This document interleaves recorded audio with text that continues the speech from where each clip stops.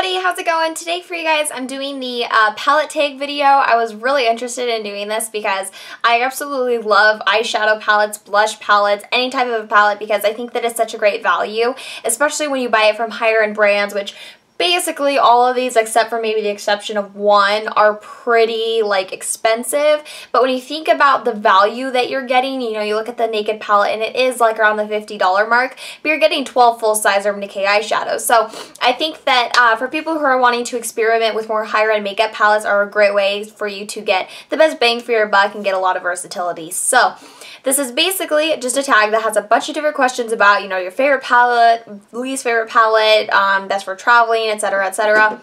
I'm going to start with the first question, which is what palette has the best packaging? And for me, that is the Tokidoki Robbery palette. I love the packaging on this. It is not at all travel friendly or very user friendly, but it's just awesome. It's super cute. You have all these little characters on the front here. Things dressed like a latte, other things dressed as cash, some robbers, like some weird lady over here pouting her lips. It's just really fun. And then on top of that, it came with a magnet. I just put mine on the top of the palette because it's not really, you know, I don't really need to use magnet for anything else. And then you open it up and you got a nice little mirror, again, all the different characters, and then you get three kind of little mini palettes within the whole thing. So the first one here is kind of like neutrals, really warm brown type of colors. The next one here is kind of like neons. You got some really bright blues and greens. And then the last one here is sort of like a smoky palette. So if I can get that open. There's that, kind of like your nighttime palette. So you get a wide range of selection here, kind of your neutral palette, your fun color palette, and then your smoky palette. It's also nice because I guess if you are traveling and you just plan on taking one of these are really easy to travel with, and they also all come with a little blush on the bottom there. That's what that is. So I just think the packaging on this is super cute. It's all in this really nice tin type of a case here. And I don't know if Sephora still has this or if Tokidoki still sells this, but it's a really nice palette and I like the packaging of it. So the next one here is best color payoff. I'm going to give that to the Urban Decay Ammo palette. Basically, all these palettes I'm going to show you have really nice payoff, but with some of them, there is a dud in one where I feel like that kind of ruins the category a little bit. With the Urban Decay Ammo palette, you're basically getting really saturated pigmented shades. There are 10 colors here, and I believe that they redid the packaging and everything. But I've just swatched some of these for you. I mean, they are super pigmented. Here's Last Call, Mildew.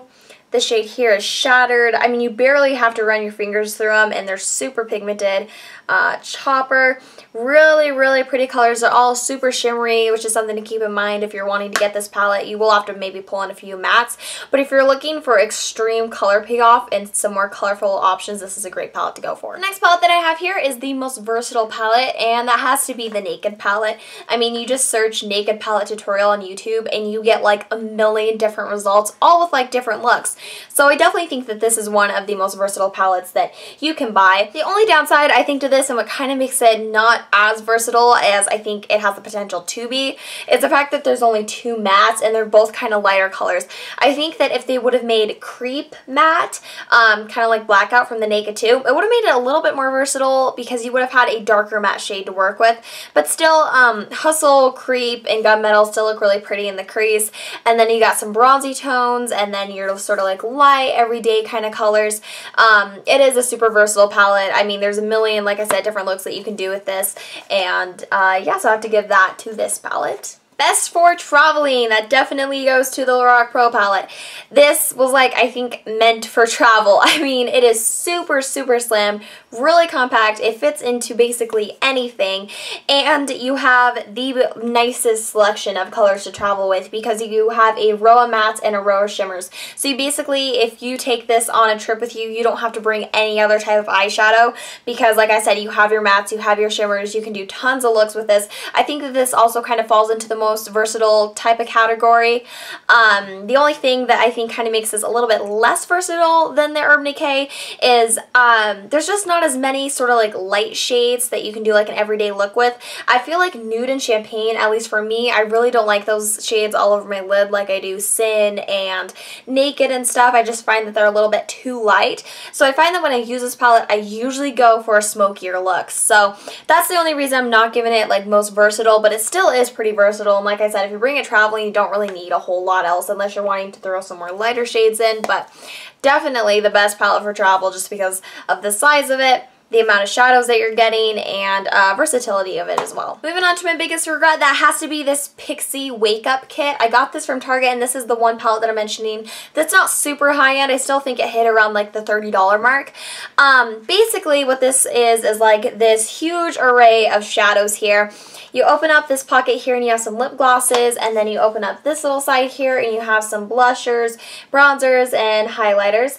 The reason I really just don't like this is all the eyeshadows in here are shimmery, so there's no matte options. I find that they're pigmented, but they're kind of chalky and they're not super smooth. They're very powdery. Here's some swatches for you. Like right here too, this is a pink and it just sort of shows up like glitter on your eyes. And then you have like this golden glitter here, which is just absolutely terrible. That's this shade right here. I mean, it swatches and goes onto the eye, absolutely horrid. And even like the blushers and bronzers, I find that they're just way too shimmery to really, you know, make yourself look nice. You just kind of look like a 6-year-old who got into her mom's makeup and decided to use everything that had glitter on. Also the bronzer, while it is matte, it is super, super orange toned. Put a little bit on the back of my thumb. I don't know if you can see that very well, but it's definitely got like a terracotta undertone going onto it. And then the lip glosses are just, they're not convenient because you have to use a lip brush or you have to, you know, dip your finger in them. So I really don't like this. In fact, I almost never use this. I haven't used this thing for like at least 8 or 9 months. So this has got to be my biggest regret. All right, moving on here to best color names. The Too Faced Sweet Dreams palette. Just the Too Faced eyeshadows in general tend to have like really fun kind of kinky names. I don't know, but like here you have Lovey Dovey, which is this brown. Cut the Cake, which is sort of like a lavender shade. Nice Stems, which is a green.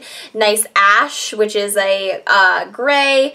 Coppa Teal, which is a teal color, Label Horror, which is like one of those blue-green kind of colors. Just really fun shades. In the Buff, Satin Sheet. So yeah, they're really fun. They're a little bit on the sexual side, but I just always laugh when I pull out that palette and I'm using it in a tutorial. I'm like, next I'm going to use the shade Label Horror from Too Faced. So anyway, that's a fun palette. Moving on to least used, I think this kind of follows the whole like biggest regret because that palette, like I said, I haven't used in forever, but one of the palettes that I thought I was going to get more use out of that I just really haven't is the Urban Decay Feminine palette. This was the first edition of the Feminine palette. They came out with another one, I think, sometime this spring or summer. I think the reason I really don't use this palette a whole lot is, again, everything's shimmery, and when everything is shimmery in a palette, I just don't reach for it because it's too much of a hassle to try to pull out other mattes from my collection.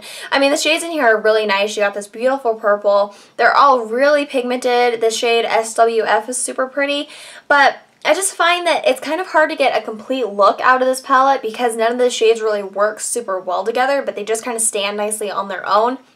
It's just kind of a pain because when you're working with a palette, I think that you want to be able to use it and not have to pull anything else out. And I feel like with this palette, there's no way around it. Like you kind of have to pull other eyeshadows out. So for that reason, it's one of my least used ones. Kind of follows the regret, but at least the quality of these shadows is amazing. And finally, number 6 is most used, most loved, Desert Island.